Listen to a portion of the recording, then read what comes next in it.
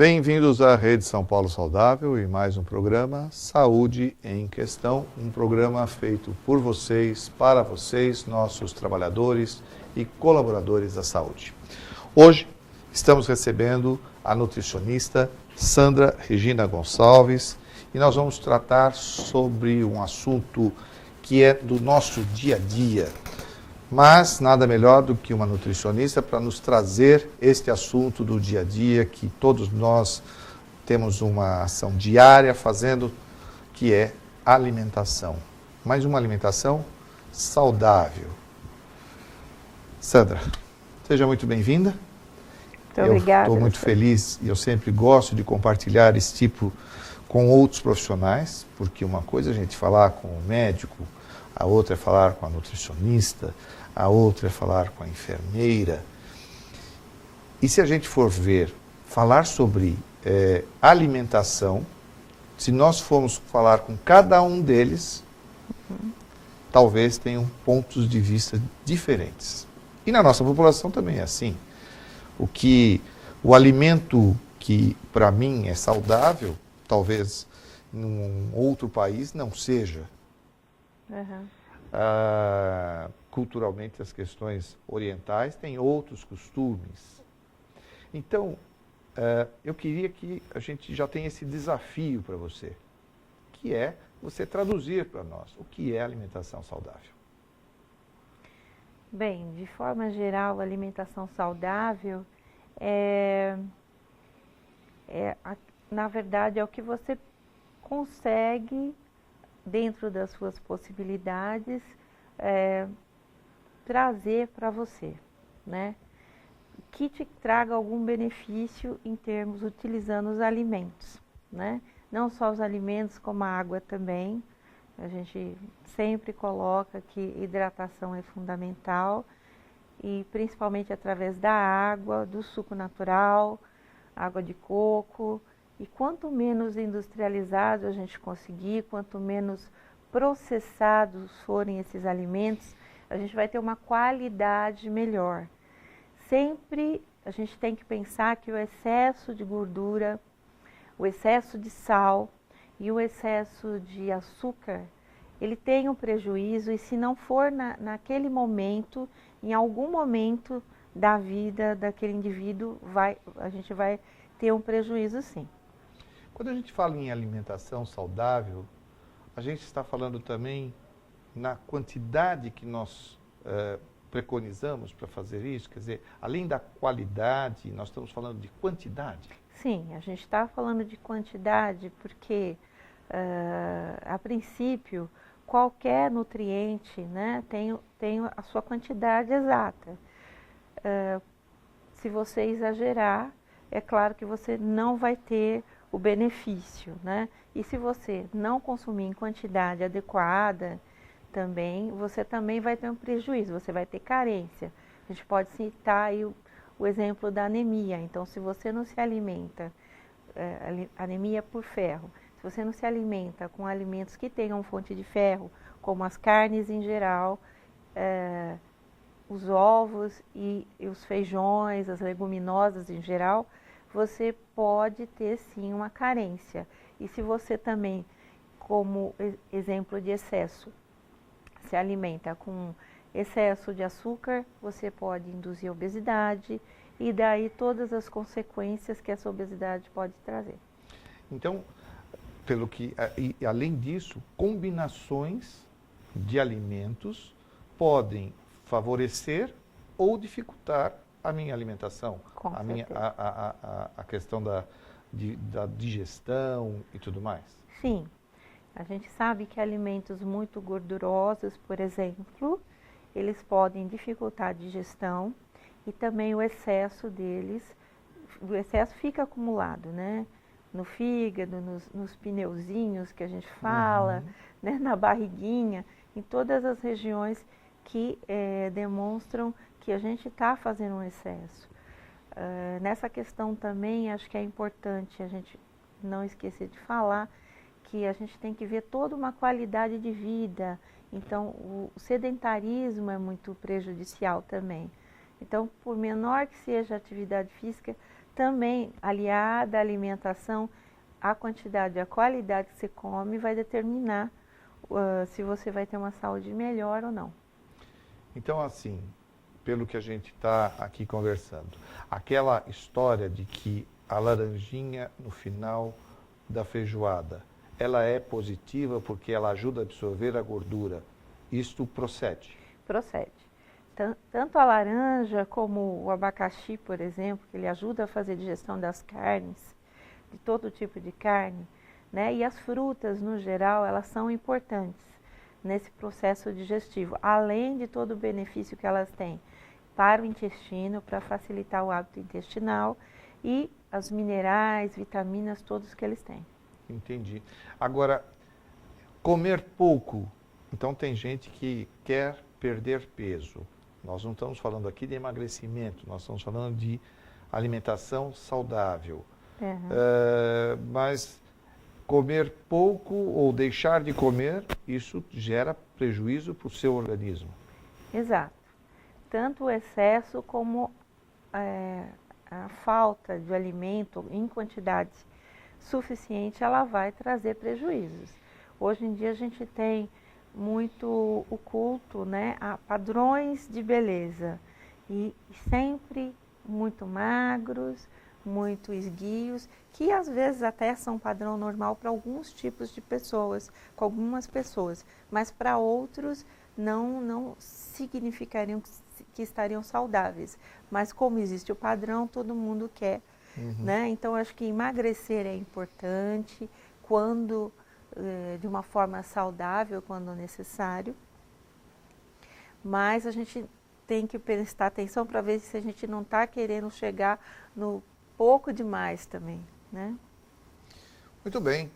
Sou Paulo Fernando, estou aqui com a Sandra Regina Gonçalves, que é nutricionista lá no Hospital Municipal e Maternidade Escola de Vila Nova Cachoeirinha, e nós estamos aqui conversando sobre alimentação saudável.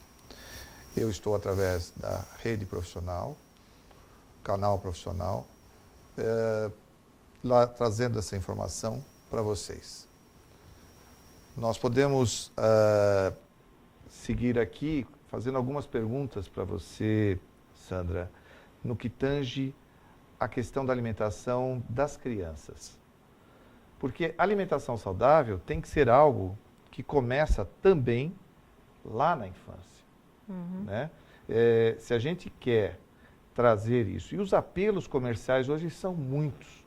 Então, como nós podemos fazer isso neste momento? Quer dizer, vivemos num país em grande projeção, com uma economia que está crescendo, a população hoje tem acesso a uma série de produtos, mas como fazer com que a minha criança, ela, então,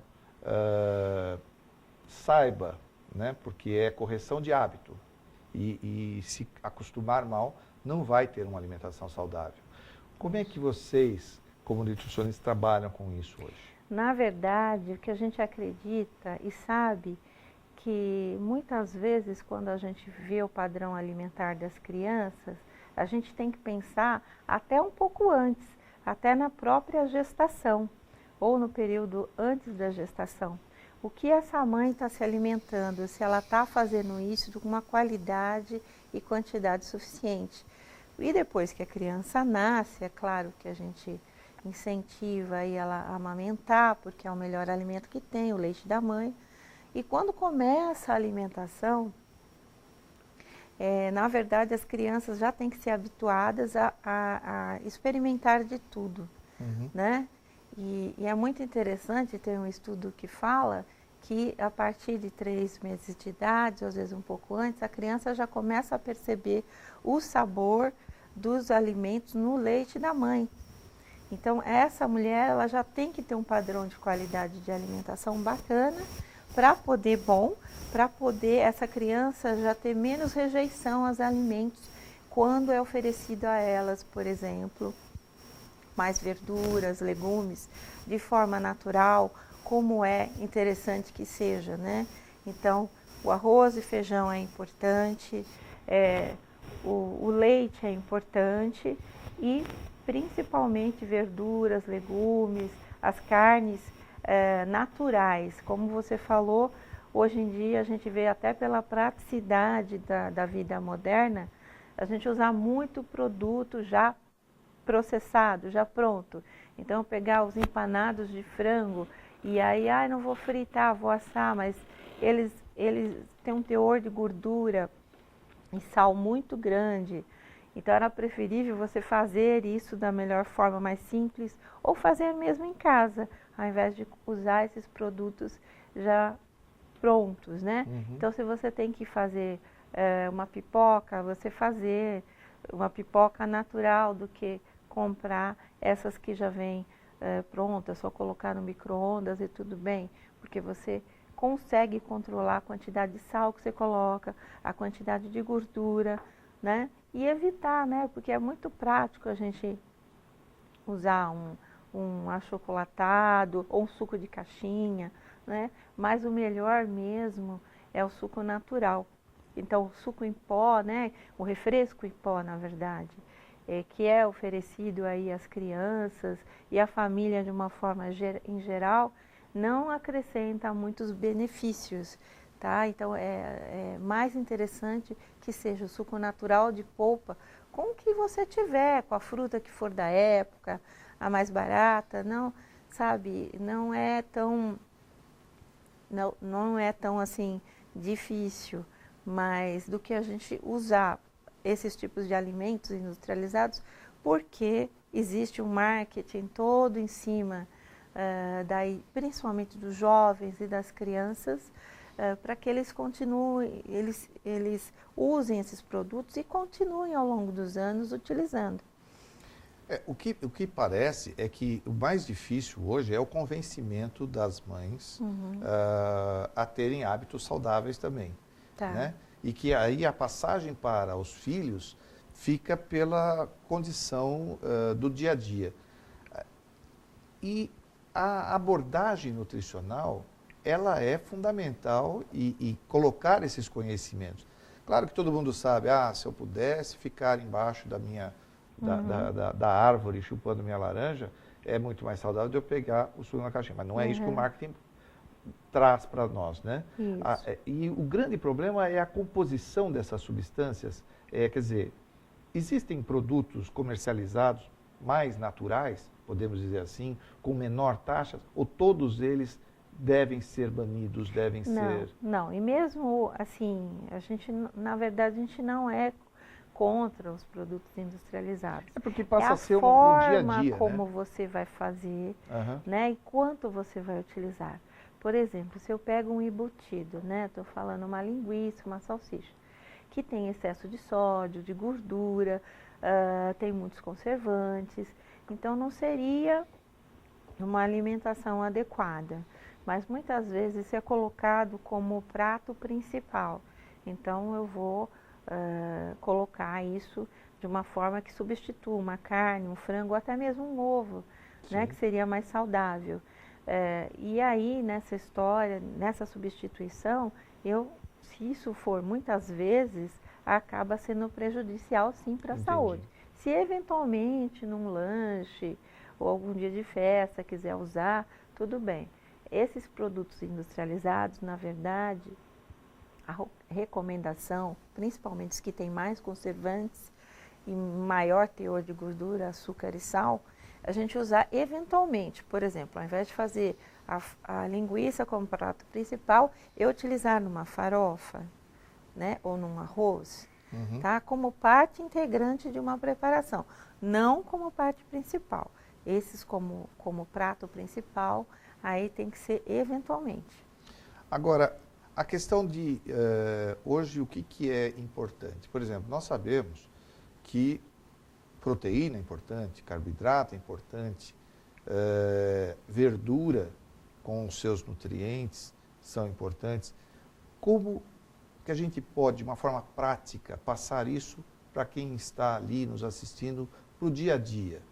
Hoje é possível, quer dizer, uma receita básica para que as pessoas tenham uma alimentação saudável, através, seja para fazer em casa, seja para ir num restaurante por quilo, que é uma coisa muito comum atualmente, ou mesmo no trabalho de vocês, né? A própria dentro de um hospital, vocês têm que ter esta visão crítica com relação aos produtos que estão sendo colocados. Como é que é essa dinâmica? Na verdade, a gente tem que pensar muito na questão de observar as coisas. Às vezes o mais simples é o melhor, né? Então, no seu dia a dia, na prática, no dia a dia de quem trabalha, por exemplo, não importa se a carne que eu vou utilizar, ela é uma carne de segunda, o importante é que ela tenha o menos de gordura possível, tá? Então, assim, se eu chego já na correria do meu dia a dia, tal, eu posso já, quando eu comprar essa carne, comprar numa quantidade que eu possa fazer mais vezes e deixar congelado. E aí é muito mais prático eu chegar e utilizar do que eu ficar usando esses produtos Que já estão preparados. pré-cozidos, Exatamente, que aí... tudo, né? E da mesma forma, dá para fazer com os legumes, você já cozinha numa quantidade maior. A salada também já dá para deixar lavada, seca, é só chegar e já se alimentar mais corretamente. A gente tem combinações muito interessantes, né? A gente cita o exemplo clássico, né, do arroz com feijão, que muitas vezes até substitui, em parte, a falta de proteína, de carne, de frango, de peixe ou até mesmo um ovo. Que a pessoa não tenha naquele momento. Se ela tiver um arroz com feijão, né, bem preparado, sem muita gordura, sem muito sal, mas com os temperos naturais ali, e mais uma verdura, um legume, ela já está fazendo uma alimentação completa. Se complementar com uma fruta é bacana. Então, às vezes até não tenho a proteína cara, mas eu posso usar um ovo, um omelete, um ovo mexido com algum legume, isso já substitui essa proteína. Agora, hoje nós temos também os vegetarianos. Sim. Ser vegetariano é ser mais saudável? Olha, eu acho que depende do ponto de vista, porque em geral, depende dos hábitos também que tiver essa pessoa vegetariana. Por quê? Você tem vários tipos de vegetariano, então você tem aquele que não come carne, mas come peixe, que não tem outros que usam leite e ovos, tem aqueles que só vegetais mesmo, né? Esses que a gente diz que são os vegans, né? Que é os mais radicais, na verdade, eles têm assim, a alimentação deles tem que ser bem controlada, bem assim monitorada, para não desenvolver alguma deficiência, especialmente do complexo B, vitaminas do complexo B, ferro. Então tem que ter mais leguminosas, então mais lentilha, feijões e produtos à base de soja também, além de mais sementes, né? Então semente de girassol, gergelim, ou seja, buscar nos outros alimentos os nutrientes, as fontes, né, de nutrientes. Isso, e bastante vitaminas ali, vitamina C, para ajudar a absorção desses nutrientes importantes, para que não tenha algum problema mais sério a longo prazo. O ser vegetariano, ele se afasta da proteína animal, geralmente, né, os puros, né, quer dizer, aqueles que são mais radicais. Mas aí fica faltando mesmo, a gente percebe que deve dar um certo desequilíbrio. Por exemplo, o ferro. Há condições de repor, quer dizer, com todo alimento, existem algumas verduras verdes que são ricas em ferro, mas o rico em ferro não se compara à quantidade de alimentos que tem numa carne. Na verdade, assim, em relação específica ao ferro, cada nutriente tem o que a gente chama de biodisponibilidade. Então, no caso do ferro de origem vegetal, geralmente a biodisponibilidade é menor do que um de origem animal, né? Então, por isso, ou seja, vamos dizer que é de segunda linha, não que não seja importante, acaba completando. Mas a substância, a carne em geral, ela tem uma quantidade de ferro e qualidade, e aí quando eu falo carne, é carne branca, carne vermelha, e a gema do ovo, o ovo que seja, uma qualidade melhor, tá? Então, dá para você fazer a substituição, né? Só que você tem que ficar atento, porque de repente aquele alimento não tem só que você está tirando, não tem só o ferro, tem outros minerais, o zinco, magnésio, que são importantes e você vai ter que dar uma equilibrada na alimentação do vegetariano bastante boa para que não haja nenhum prejuízo. Às vezes até suplementação. E aí a gente está conversando aqui e está me ocorrendo algumas coisas. Por exemplo, mas tem aquelas bolachas, a bolacha de chocolate, aquilo também contém sódio, aquilo também contém... Então, como é que a gente faz essa conscientização das pessoas que não dá para substituir um lanche, um almoço, por um produto, né, que por mais fácil que esteja, por mais saboroso que seja, por mais doce que seja, ali também contém produtos que não são. Quer dizer, aquelas letrinhas miúdas que tem lá, as pessoas precisam estar atentas àquilo. Se eu tenho uma diabetes, se eu sou um hipertenso, eu posso ficar comendo qualquer desses produtos? Não, é evidente que não, mas assim, eu acho que todas as pessoas têm que ficar atentas, principalmente quando a gente adquire um alimento processado, né? Especialmente o alimento ultraprocessado. Então, aprender a ler rótulo de alimento. Muito pouca gente vê, o máximo às vezes que vê a validade, mas é um hábito que a gente precisa criar. Nem sempre fácil, porque as letras são muito difíceis, nem às vezes sempre pequenas. Claro, né? Por grama, isso, por quilo. Exatamente. Quando a gente vê lá a tabelinha, a gente tem que prestar atenção, porque o que o fabricante está dizendo, que naquela porção existe tantos nutrientes assim. Mas nem sempre é só aquela porção que a gente consome. Às vezes a gente consome 2, 3 ou mais vezes. Então você teria que multiplicar a quantidade daquele nutriente para saber se você está consumindo em excesso ou não. E tem outra coisa, na lista de ingredientes, todo alimento obrigatoriamente tem que ter a lista do que ele é composto. A não ser que seja, por exemplo, uma aveia que você processa e ela é só um floco de aveia, não tem mais nada para conservar. Mas vamos supor que você pegue, sei lá, essa bolacha recheada, como você deu o exemplo. Então, você vê lá, por exemplo, o primeiro ingrediente, qual é? Geralmente o primeiro ingrediente é aquele que o alimento tem mais. O segundo ingrediente é o que ele tem mais, em segundo lugar, o terceiro em terceiro lugar mais e assim por diante, é ordem decrescente. Então, muitas vezes você está usando um alimento pensando que está se beneficiando. Vou dar um exemplo assim mais prático, por exemplo, um achocolatado. Você vai pensar, é chocolate, né? E tem açúcar, mas é chocolate primeiramente. Você lê na embalagem, o primeiro ingrediente é açúcar. Depois é que você vai ver mais para frente que existe o chocolate mesmo, em pó. Então, para você ver como a gente não se atém a essas coisas. Você vai tomar um suco, se você pegar um suco desses em pó, que na verdade não é suco, é refresco, que é chamado, você vê que o primeiro ingrediente é açúcar. E aí vai vindo outros ingredientes e uma lista imensa. Às vezes a quantidade de fruta é muito pequena, está lá mais para o finalzinho. E quanto mais ingredientes você vir que está lá na lista escrito, mais você sabe que tem aditivos químicos, né? E você, mesmo sendo permitido por lei, né, existe uma tolerância, né? Mas mesmo assim é um alimento muito processado, que não é vantagem. Das frituras? Fritura, óleo de milho, óleo de soja, tem uma série de óleos hoje. Isso. Ou faço na manteiga, o que é melhor? Tá. Bom, o ideal, assim, a qualidade do óleo que você vai usar, né?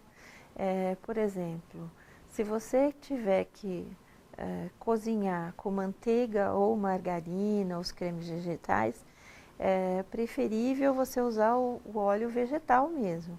Então, a gente tem desde o óleo de soja, óleo de milho, de girassol, canola e aí vai, né? Mas especialmente a gente vê a quantidade, o azeite de oliva, principalmente extra virgem, a quantidade do que você põe também é importante, mas quanto menos você aquecer essa gordura, melhor. Ah, mas eu estou com muita vontade de colocar manteiga em alguma coisa. Ou margarina, se for margarina ou creme vegetal, procurar de preferência o que tem fitoesteróis, que são substâncias que ajudam o teu corpo a ter um pouquinho mais de saúde, né? Então, você põe por cima do alimento já quente. Uhum. Então, eu cozinhei os legumes, eu quero usar essa margarina, essa manteiga, eu ponho um pouco e por cima. Não vou banhar nem fritar, tá? Não vou cozinhar o alimento assim. Mesmo o óleo, quanto menos você fritar, o teu tempero, quanto mais você fazer cozido e colocar por último ou na hora que está cozinhando, mais esse óleo te traz um benefício. O fato de ser de milho, de canola, de soja, tem alguma interferência nisso? Quer dizer, a gente dá preferência para o azeite de oliva extra virgem e para óleo de canola, mas assim, a gente tem visto que mesmo os outros óleos, o óleo de soja, que é o que a população, a maioria usa, também tem seu benefício, né? Uhum. Assim como o óleo de milho. O importante é muito mais não mergulhar o alimento na fritura, Isso. e sim ser uma coisa sempre um pouco mais grelhada ou de uma forma diferenciada, cozida, assada. Isso, é uma forma, mas em geral usar os óleos vegetais e dessa forma, como você falou. Bom, Sandra, nós estamos chegando ao final. Eu quero agradecer muito a sua presença.